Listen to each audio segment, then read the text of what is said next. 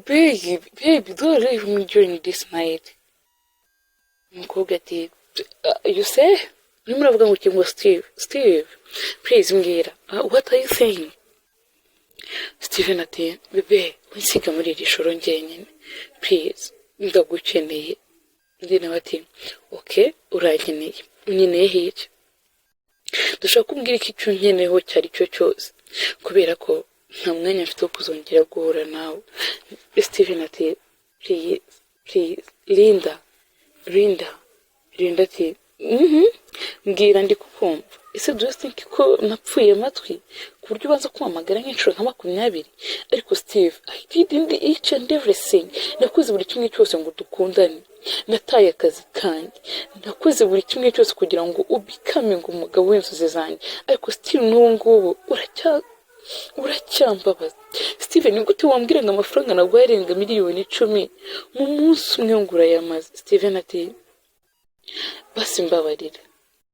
Linda ati, nawe unyumvire, umuntu w'umugabo nta kindi gisubizo ujya ugira mu mutwe wawe. Steve, ese koko nibyo warandoze? Yes?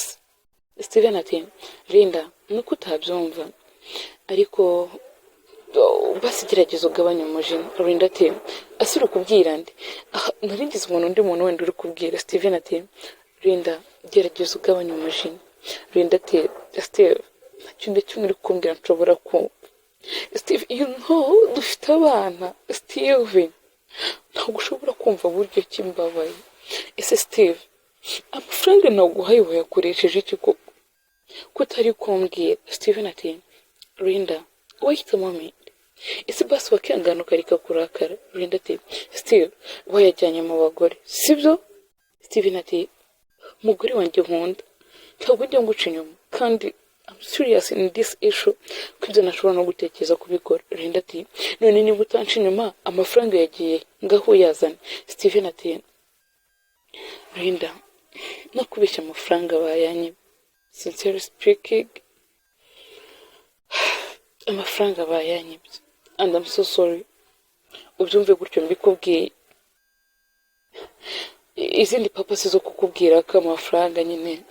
Linda, I'm sorry, nanjye ndababaye. Linda ati, Steve, since when wabaye umugabo umeze gutyo? Ese ni ryari bampinduriye umugabo ne nabimenye? Steven ati, Linda, nta muntu waguhinduriye umugabo, ndacyari umugabo wawe, ndacyagukunda cyane kuruta uko njyewe nikunda. Ati, please, I beg, basi wenda nyumva. Linda ati, oya, uyu ntabwo ari umugabo wanjye Steven nashatse. Steve, amafaranga arenga miliyoni 10 bayakwibye. Steve, kubera iki koko ujya ukomeza kubikigwara ibigisanga? Ese basi wenda nuko nagwaye responsibilities? Ese basi wenda nuko Steven urambabaje? Steven ati, Linda, nabikubwiye, I told you before, nakubwiye ko amafaranga bayibye, ariko ntagushaka kunyumva. So what can I say? Niba ushaka kugenda rero, abeg, basi wenda ugenda umbabariye. Linda kukanya yese kupakira ku varize yose niko kubwira umwana we muto witwaga Kenny ati, Kenny, aho uhitamo nonaha, ese usigana na papa wawe cyangwa usigana na mama wawe? Kenny ati, mama, ese ni yewe mpamvu ushobora kuba mwatandukana gutya byirukanse gutya? Mama, ese ntabwo ushobora gutekereza kabiri? Mama ati, Kenny, ndasubiramo, urajyana nanjye uragumana na papa wawe? Kenny ati, mama, for this moment nta mahitamo n'amati mfite pe, ndagumana na papa. Ndashaka kumanza menye impamvu uri kwiruka ubwira papa nabi gutya. Ese mama, dusi ko papa wanjye wenda nta bwenge agira? Ese kuki utatekereza ko amafaranga yawe yagennye no mu bintu bifite inyungu? Undi nawe ati, no, by the way, amafaranga yagiye mu bintu bifite inyungu. Kenny, okay, niba uri bugumane na papa wawe, alright. Ati, nta kibazo na kimwe mfite, niba mutari bugumane, what is better nuko waza tukagenda. Kenny ati, mom, njye nirinda ibintu by'akavuyo mu buzima bwanjye, njye nirinda no guhubuka. Ese basi wenda wahaye papa umwanya? Linda ati, ako who are you? Wowe urinde usabira umwanya? Wowe urinde ko bode abantu bose mwagiye mu buzima bwanjye mukabutubanga uko mushaka? Kenny, narakwibye ndakuzi, so stay here. Steven nawe yasigaye yomewe, niko kubwira Kenny ati, mukobwa wanjye, be strong, always nzaba mpari kubera wowe, nzaba mpari nka papa wawe, nzaba mpari nka mama wawe. Nubwo wenda mama watekereza ko amafaranga bayanyibye, ariko ntabwo bayanyibye, ariko nanone ikintu nayakoresheje cyari ingenzi mu buzima bwe, cyari ikintu kidasanzwe. Ken ati papa wait, utumye mama agenda kandi wakoresheje ikintu cy'ingenzi. Ati reka mugarure. Steven ati daughter of mine please bireke.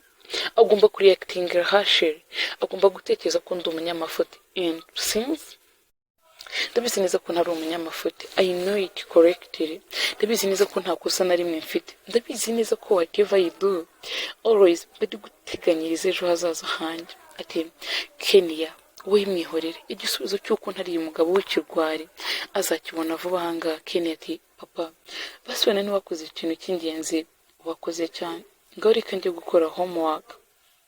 Steven ati njye gukora homework. Ako kanya Ruhinda yahise afata imodoka, niko kwirukana ndetse we asa nkaho agiye iwabo.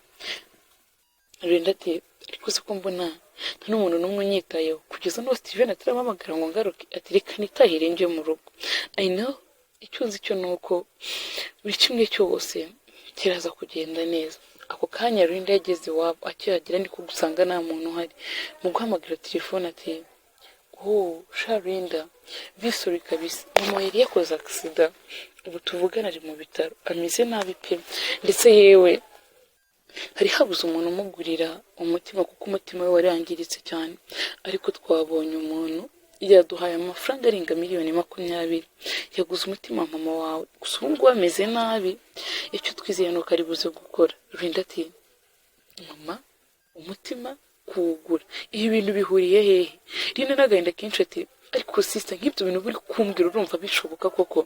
Undi nawe ati Linda kubaye iki? Linda ati ako sometime njye ntekereza kuri so stupid, ese wowe nibyo ubwenge. Undi nawe ati ese sinsi wenda usigaye umbwira nabi kuva ryari? Ese ubundi ibi bintu byiharaje gute? Linda ati and I'm sorry for reacting hashiri, nakwirinda kwinyenza umbabarire. Undi nawe ati uhe n'ukuri wari ukwiye gusaba imbabazi pe, sinsi wowe n'ubundi ese kuva ryari ibintu byose warabigize intambara, kuva ryari utacyumva abantu? Linda ati I'm sorry ariko sintabwo uri kumva, mwana mba afite stress nyinshi. Undi nawe ati alright, ufite stress nyinshi? Nese stress ufite ngezo nzirimo? Linda ati no, stress mfite ntabwo zirimo, stress mfite it's all about man. Size ngize tuvugana atandukanye n'umugabo wanjye. Murumuna we ati wait, akuse umukobwa uri muzima, urarwaye ufite cyangwa ikibazo? Linda ati oya ndangira kwa muganga bari honze bandi. Ati nta kibazo. Murumuna we ati okay, uguraza kudusanga muri best hospital, nta kibazo kirimo pe, gusa mani asubira kuri icyo ukunda guhubuka, mani kubaka ntago ari uguhubuka.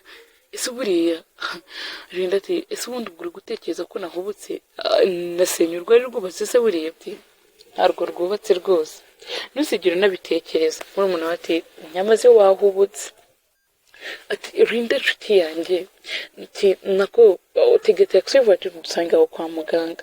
Steven nawe yasigaye ari kuganiriza inshuti ati bampori wahora iki se? Undi nawe ati ese ko mbona umugore wawe ntawe uhari? Steven ati uyobewe ukuntu umugore wanjye ari imbabura se? Ati ubu yagiye. Undi nawe ati yajyanywe n'iki se? Steven ati nyine nk'uko nari nabikubwiye, mabukwe yari ari mu bitaro, nagombaga kumwitaho rero, nari mfite gukora buri kimwe cyose kugira ngo basi wenda umukunzi wanjye, narize ukuntu akunda mama we, so uriya mukobwa yari yamaye arenga miliyoni 10, nza kwakira ubutumwa buvuga ko uriya mukecuru umutima we ndetse yewe ufite ikibazo kinakomeye cyane, byari ngombwa ko tuwugura miliyoni 30. Mbajije nsanga nta hantu na hamwe mfite amafaranga, niko gufata za miliyoni zirenga 10 umugore wanjye yari yamaye, ziguramo umutima wa mama we, ndawumuhereza ndavuga ati wenda tourist, kuko umugore wanjye akora buri kimwe cyose kugira ngo nyina abeho neza. Natekereje ati wenda nubwo atankunda ako basi wenda akazabaho abona mu buzima bwe abona mama we, ati riga mani tujye twiga guhereza abantu ibyiza bakunda bakitureba. Bamara iki ati mbese ibyo nibyo byamurakaje? Steven ati nyine ukuntu byagenze sinigeze mbimusobanurira pe, I don't even just explain it once. Bamara iki ati urumva rero ko izo ngizo ari best mistake zawe?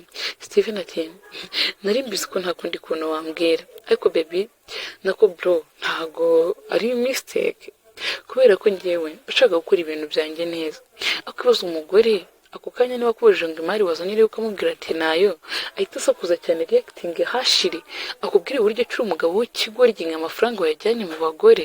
Since when? Kuva ryari njya mu bagore se mani? Iti ndimo numva ari ibintu bidasanzwe, ndimo ndumva ntafite ukuntu ndi bwiyakire, ariko bwese wenda at least I'm blessed, wenda hari imana iraza kumumugisha. Bamara icyo ati bihoye icyo nawe ati oh sha sorry kabisa. Ati mbese ikibazo cyari nuko umugore wawe atamenya ukuri. Steven ati ntabwo umugore wanjye yigeze amenya ukuri, and sinkeneye kana kumenya pe, ndashaka kumuhisha buri kimwe cyose, azabyivamo mbere, gusa by the time nanjye azagaruka hano kumwakira bizangora, kuko I hope ko ntazaba niteguye kubana nawe. Mani umuntu utakumva burya biragoye cyane, umuntu uheza agaciro ibyiyumviro bye n'amarangamutima yiwe. Ese ngiye nankosereza? Ati kugira ngo wumve ko uriya mugore ari umunyamafuti kandi ari umunyamafuti wujuje ibyangombwa, last time nasanze ari kunca inyama, we n'umukozi wo mu rugo mani, ndabyirengagiza inda decide ndavuga ati sinasenya, ariko we nta nubwo yamenye ngo amafaranga nayakoresheje iki. Ikintu yahise akora kirukanse ni uguhita afata amafaranga ngo mani ese njye nditorosho. Undi nawe ati oya reka tubyihorere. Ubwo Linda nawe yageze kwa muganga, murumuna we ati ariko seri ayinamo cyangwa uru abunoma ari wowe? Linda ati ahubwo ni mwebwe mutuzuye gute mama arwara nimumbwire. Undi nawe ati twari bukubwire kuki telefone yawe ntikibaho, twari guhamagaye twinda guta umutwe, ese since hano ubundi usigaye ukuraho telefone. Linda ati sha sister I'm sorry, nari maze igihe nameranye neza n'umugabo wanjye and biba ngombwa ko mba offline. Undi nawe ati sha ati rwose nari mbizi ko nta kindi kintu cyatuma udafata telefone, ese reka nkubaze ubundi bigenda gute kugira ngo ushwane n'umugabo wawe? Sandra ati mbwira bigenda gute? Undi nawe ati sa ndakwiyamye ubundi byanjye n'umugabo wanjye babizanye gute? Undi nawe ati ariko Linda uzi ko kugira ngo mama bariho ari kubera umugabo wawe, mani ufite umugabo witonda ahubwo sinzi aho yagukuye. Linda ati wait a moment, umugabo wanjye yakoze iki? Ndati layi nawe ntabwo wamenye icyo yakoze kuko nta mwanya uba wagihaye pe. Ati reka nkubwize ukuri kw'Imana ko Steven yavuze ko ari ukunda mama kuruta buri kimwe cyose, arangije aritanga atanga $30,000,000 bashakira mama umutima. Ubu ngubu mama n'agatima gato ari guhumekera no kubera umugabo wawe, nawe warangiza ngo mwirirwa mushwana. Ese buriya mwagiye gushwana umaze kubitekereza? Uzi ko Steven ahereza agaciro umubyeyi wa kuruta wowe yabyaye? Linda ati oya sha aho wimbwira ntabwo nabasha kwiyakira. Undi nawe ati ubundi se sinzi wene ujya wiyakira, ese kuri iki buri gihe ukunda guhoboka? Linda ati ntakubeshye nashwanye na Steven dupfuye amafaranga zari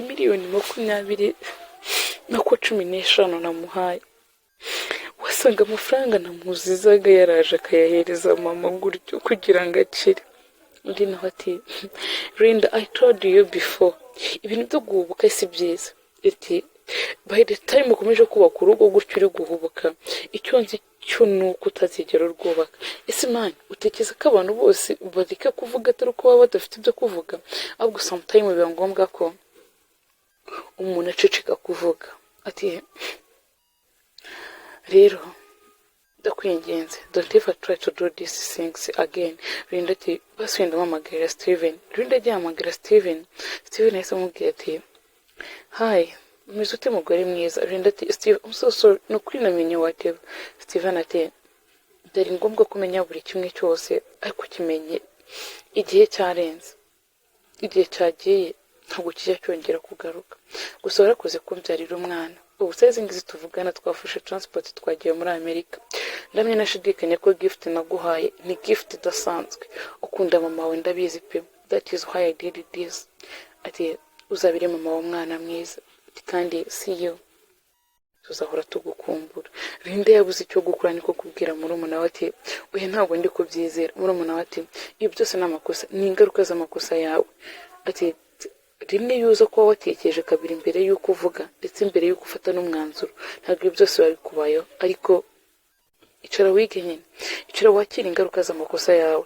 Murakoze cyane. Nk'uko bisanzwe ndagira ngo nsoze nkubwira ko rimwe na rimwe biba atari ngombwa ko tuvuga duhubutse cyangwa dufata imyanzuro duhubutse, kuko rimwe na rimwe bituzanira ingaruka mbi.